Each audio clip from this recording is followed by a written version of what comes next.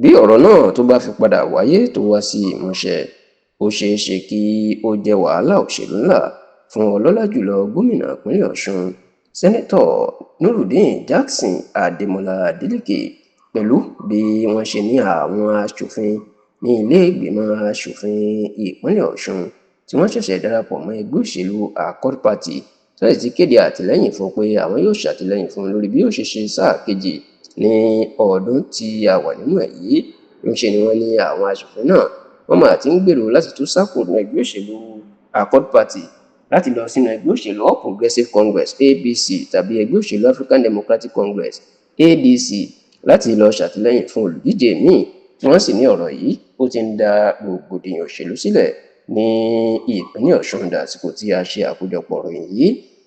Kì í ṣe ìròyìn mọ́ pé kùrùkẹrẹ òṣèlú ó ti bẹ̀rẹ̀ ní ìpínlẹ̀ Ọ̀ṣun ní pẹrẹwu nítorí pé lọ́dún tá a wà yìí ní ètò ìdìbò gómìnà yóò wáyé ní ọdún náà. Ṣe ṣàrántí wípé lọ́dún 2018 ènìyàn lọ́lá jùlọ Nurudeen Jackson Adémọlá Adeleke ni ó di gómìnà ìpínlẹ̀ Ọ̀ṣun tí ó fẹ̀yìn gómìnà ìpínlẹ̀ Ọ̀ṣun nígbà náà. 2022 òní gómìnà Adémọlá Adeleke ló di gómìnà ìpínlẹ̀ Ọ̀ṣun tí ó fẹ̀yìn ẹni tó jẹ́ gómìnà ìpínlẹ̀ Ọ̀ṣun nígbà náà, ìyẹn Alhaji Gbóyèga Oyètọ́lá tó fẹ̀yìn ẹ̀ janlẹ̀ tó sì jẹ́ pé ọdún yìí ní sáà àkọ́kọ́ gómìnà Adémọlá Adeleke tí àwọn tiẹ̀ tó mọ̀ sí ìmọ́lẹ̀ tí yóò pé. Bẹ́ẹ̀ ló jẹ́ pé ọjọ́ 15 ní oṣù kẹjọ ló ta wà ní 15th of August 2026 ní ètò ìdìbò gómìnà ìpínlẹ̀ Ọ̀ṣun ìní yóò wáyé. Ṣáò bí Adeleke bó ṣe ti kúrò ní ẹgbẹ́ òṣèlú People's Democratic Party PDP lọ sínú ẹgbẹ́ òṣèlú Accord Party nítorí wàhálà àti rògbòdìyàn tó wà ní ẹgbẹ́ òṣèlú PDP.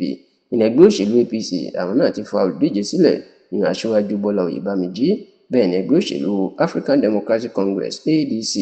tí gómìnà tẹ́lẹ̀ ní ìpínlẹ̀ Ọ̀ṣun ọ̀gbẹ́ni Abdulrauf Adésọjí Arẹ́gbẹ́ṣọlá wà ńbẹ̀. Àwọn náà wọ́n ti fa olùdíje kalẹ̀ èyí tí í ṣe abẹnugan ilé ìgbìmọ̀ aṣòfin ìpínlẹ̀ Ọ̀ṣun tẹ́lẹ̀ Honorable Abdulsalam Najim ni àwọn fà sílẹ̀. Ṣáò nítorí gómìnà Adémọlá Adeleke kúrò ní ẹgbẹ́ òṣèlú PDP lọ sí Accord ló jẹ́ kí ètò pọ̀jù ní àwọn ọmọ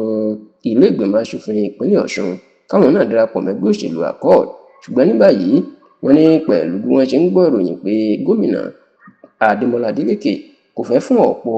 àwọn aṣòfin náà ní tíkẹ́ẹ̀tì ṣòṣé láti padà sí ilé ìgbìmọ̀ aṣòfin ìpínlẹ̀ Ọ̀ṣun láìsí ẹnikẹ́ni tó bá wọn dùrú ní automatic ticket tó jẹ́ pé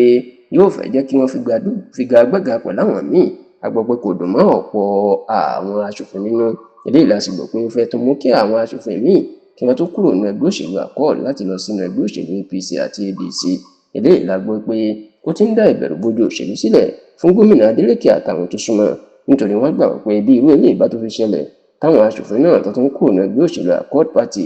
àpẹẹrẹ burúkú ni fún gómìnà Adeleke ó sì léwu fún nínú ètò ìdìbò tí ó ń bọ̀ yìí.